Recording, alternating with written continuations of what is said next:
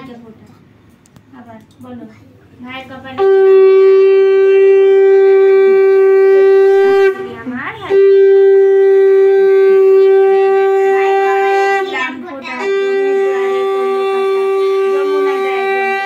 আমি দিই আমার ভাইকে ফোটা। নাও থালাটা ধরো। না না প্রদীপটা না, প্রদীপটা পাশে থাক, জ্বলছে।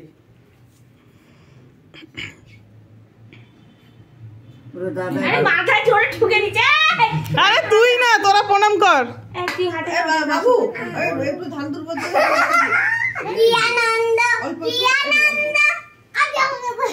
চুপ। অল্প দিয়ে দিয়ে আমাকে দাও। না না তোমাকেও দেবে।